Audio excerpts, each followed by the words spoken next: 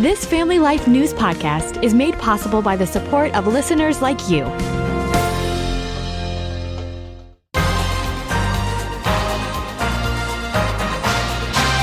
Today on Family Life News, we return back to Christian political scientist that we heard from back when it was still summer and things were very different in politics back then. Dr. Mark Caleb Smith is the dean at Cedarville University, and appreciate the chance to talk with you again as we're ready to turn the new page in how America governs itself. Welcome back to Family Life News. It's good to be with you. Thanks for having me. When we talked with you last time, it was right after an assassination attempt. We had a major party candidate who had won his primaries very handily drop out. We didn't know what Kamala Harris would be like as a candidate, and you predicted that either it would be a very narrow win for the Democrats or a pretty large victory for the Republicans. May I ask you, as you look back all those months ago, what was it that was happening back at that point, as we weren't even through the convention season, that made it most likely, in your observation of things, that Donald Trump and the Republicans would be able to sweep this time around? Well, there are a couple of things going on. I think when we look at elections as political scientists, I mean, we focus often on sort of the big picture, what's happening in the context, what does the political environment look like? And for the Democrats, it was a pretty difficult political environment. I mean, inflation was still presenting significant problems. Joe Biden had struggled in significant ways, not only in terms of his capacity, but in terms of how he was dealing with certain foreign affairs crises that were unfolding. And it was clear that his party was divided and not really confronting some of Biden's own deficiencies. And so you could say the environment was really trending toward the Republicans in some ways. And so, if we kind of remove the candidates from everything, remove personalities, and just say, okay, who's more likely to win? You'd say, well, the Republicans should be in a really good position just based on the environment that we're looking at. The question, though, anytime, of course, is when you have actual candidates, things can change. And Donald Trump is uniquely polarizing, probably, compared to almost any other political figure in American history. And so I was just, it's always a little unclear how people will respond to someone like Trump. Will he motivate a lot of passion on the other side of the aisle to come out in opposition? And so that's why I was thinking, maybe the Democrats could pull out a really narrow victory. But yeah, I think Trump actually performed quite well, probably overperformed what I would have expected. And the Democrats had a really hard environment and a really hard situation with Joe Biden. And I honestly think Kamala Harris did really well, all things considered. I think had Biden run, he would have gotten absolutely destroyed in the Electoral College. And so Harris, I think, put up a pretty good campaign given her situation. Give us a little historical perspective here on this in-between time, the lame duck session of Joe Biden's presidency and Donald Trump being president in waiting and having all these foreign dignitaries come visit him in Florida. He's issuing all these proclamations and announcements. Maybe it's been too long ago, but have there been presidents-elect who have been this active during this couple of months period leading up to his inauguration?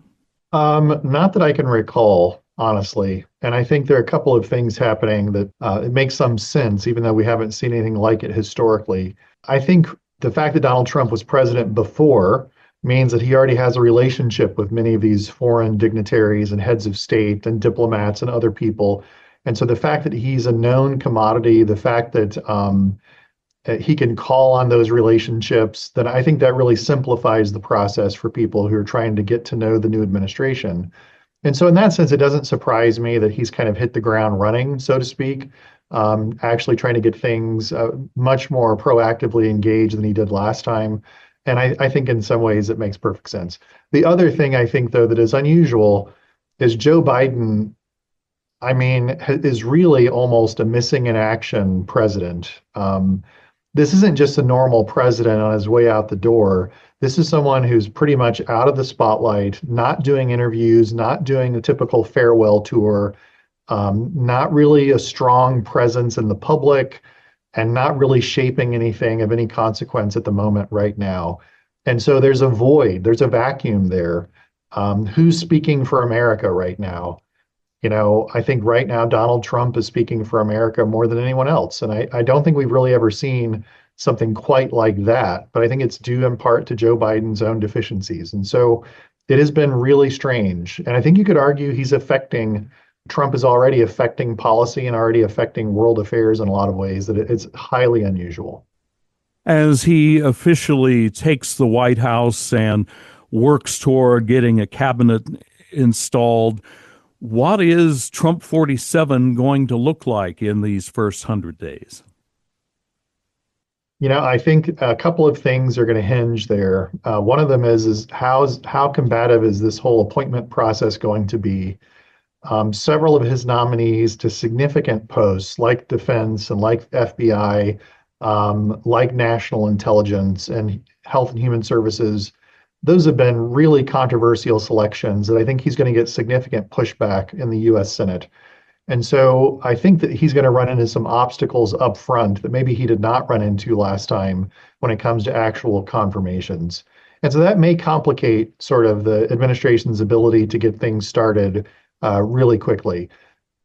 At the same time, there are things he's going to jump into immediately. He's going to start issuing executive orders.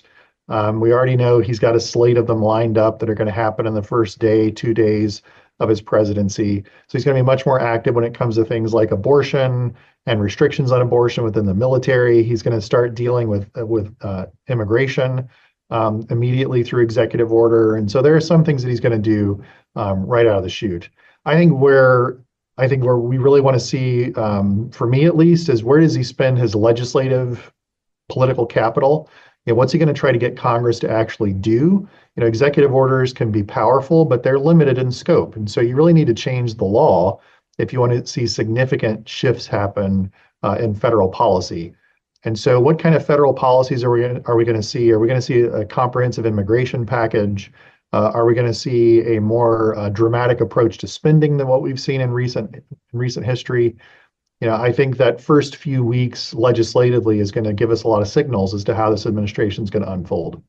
We're talking with Dr. Mark Caleb Smith, who teaches political science at a Christian university in Ohio. He has been a political commentator for us. In fact, I'd like to, for our listeners, rewind to our previous conversation back in the Labor Day era, where we were talking about not only who wins the presidency will matter, but who wins the Senate and the House.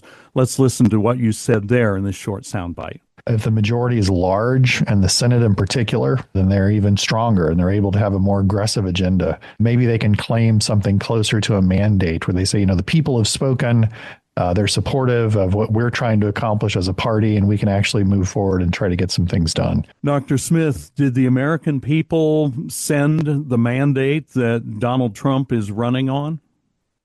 I don't think so. And I think we have to be really careful when we use mandate kind of language. I think one of the temptations of the presidency is for everyone to read into the election results probably some things that aren't necessarily there.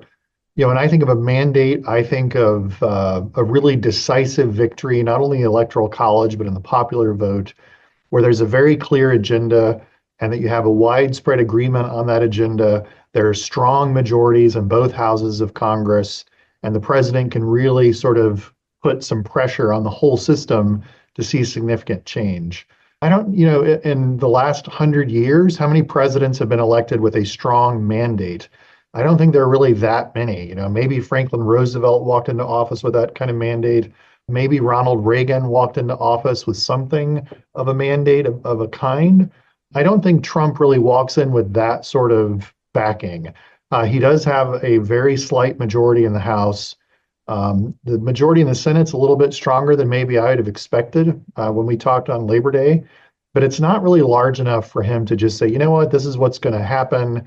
You're all going to have to get in line. And because of his popularity, it's just going to he's going to be able to dominate the proceedings. I'm not sure that's really the case. And so I think the other complicating factor is the coalition of supporters who voted for Mr. Trump in November. It's really broad and really diverse, and I think it's also conflicted over certain things. I think we've seen that even recently when it comes to the immigration debate that's popped up between Elon Musk and Vivek Ramaswamy on the one hand, and then maybe more typical Make America Great Again sort of Trump supporters on the other hand, like Steve Bannon, Stephen Miller, and others. They have very different understandings of what that immigration policy should look like. And I think you're seeing that some of that division take place. And so I don't think he has a strong mandate. And I think even within his own movement, you're going to see some fissures. What should we be watching for in the dynamics on Capitol Hill? Not expecting very many Democrats to cross over and support some of these policies. Will there be holdouts from the various factions in the Republican Party? What's Capitol Hill going to be like in 2025? I think it's going to be like a lot of what we've seen over the past decade plus. It's going to be dysfunctional. It's going to be difficult to get a lot done. I think you're going to see slivers of the Republican Party assert themselves to try to throw this agenda off the track. And so whether that's sort of the Freedom Caucus kinds of folks like Chip Roy, who's been making a lot of discussions about spending, or whether that's more sort of moderate Republicans who are willing to exercise their muscle right now, I think you're going to see some controversy, especially within the House. And so, I think the Republican leaders in Congress, I think Mike Johnson and John Thune both have a really difficult job of keeping that coalition together. So I think we're going to see more of that unless something really surprising happens. We appreciate your analysis. Mark Caleb Smith is Dean at Cedarville University in Ohio. We appreciate him joining us for an evaluation of things from his perspective as professor of political science at a Christian university.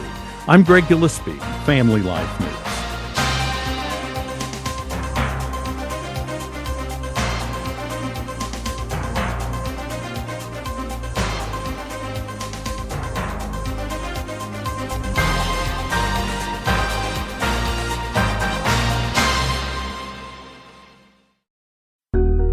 Thank you for listening to this Family Life News podcast. If you've been encouraged by what you've heard, please share it with others and click the subscribe button to automatically receive future episodes.